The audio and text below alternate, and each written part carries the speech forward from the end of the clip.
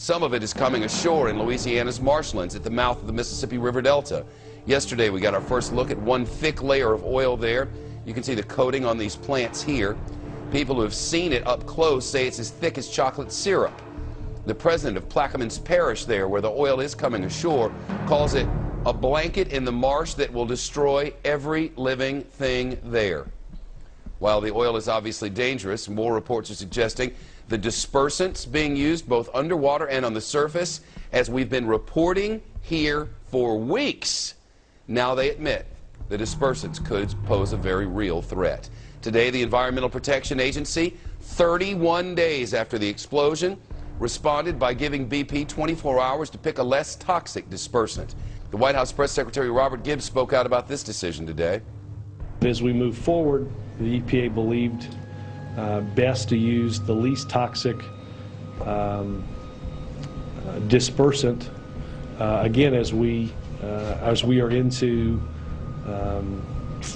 well into the fourth week of what has happened in the Gulf. 31 days later, and now we decide to use the least toxic dispersant.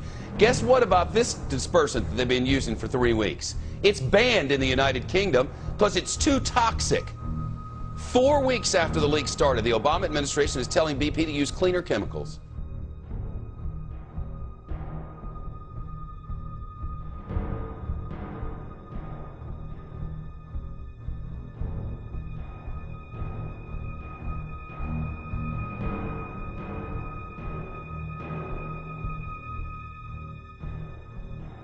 Joining us now is BP's COO, Doug Suttles. And Mr. Suttles, let's get right to it. People have really had enough of this. You know, initially you're saying 5,000 barrels were leaking. Now we can see for ourselves that it's far more than that.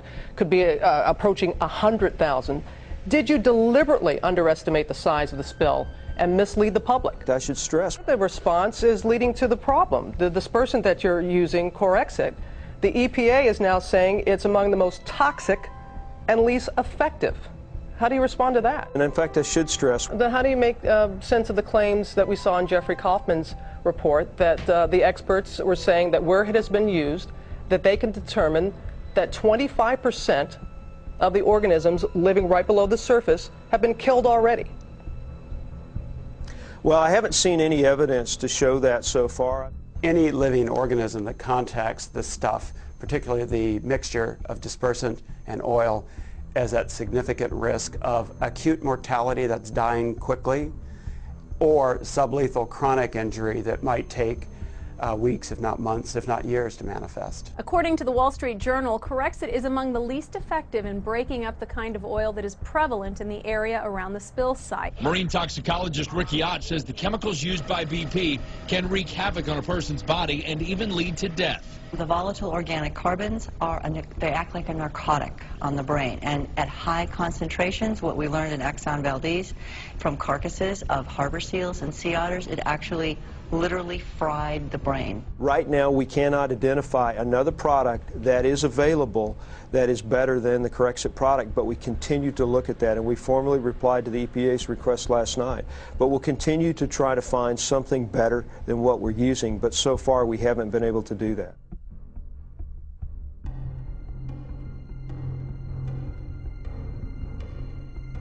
You're looking at it, almost 100,000 gallons of the less toxic dispersant. Guess who ordered it? BP did on May 4th, almost 3 weeks ago. I know that you're fully aware, Mr. Suttles, of the public outrage, and I think Representative Ed Markey of Massachusetts really summed it up. Want to play what he said and get your response. I think now we're beginning to understand that we cannot trust BP. People do not trust the experts any longer. BP has lost all credibility.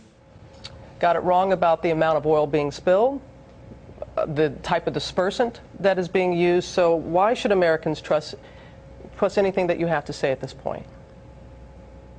But I can tell you, I don't know of anything, absolutely anything we could be doing that we're not doing, whether that's accessing expertise or applying resources to this problem.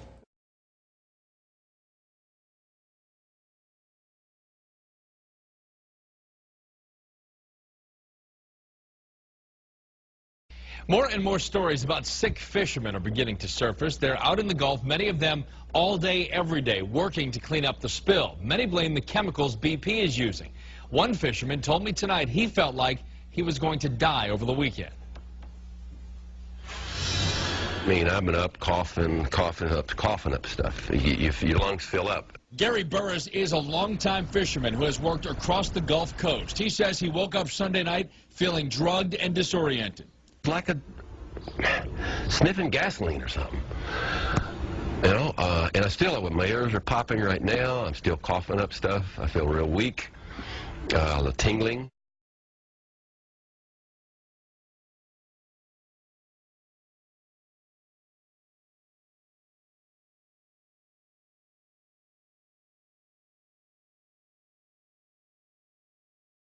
According to Burris, some equipment was donated to workers in Lafitte, but as far as he can tell, BP has not added anything to the mix. And he says a lot of fishermen are working sick, afraid to speak out because it could cost them. You got a woman with a baby in the oven and bills due and fishing's closed down.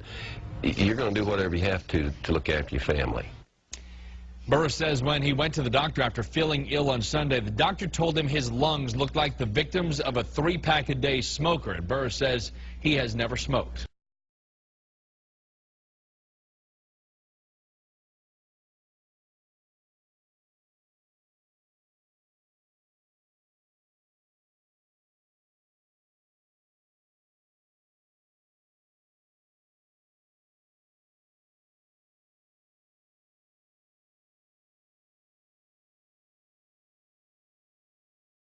Well, this is it, this brown caramel-colored, well, for lack of a better word, goo, and this is the week it really started to make landfall. Really from the beginning of this disaster, BP has been saying that what's coming out of that well isn't that much oil, and by the way, those dispersants we're using, they're really no more harmful than dish soap. Now we're finding that none of that is true.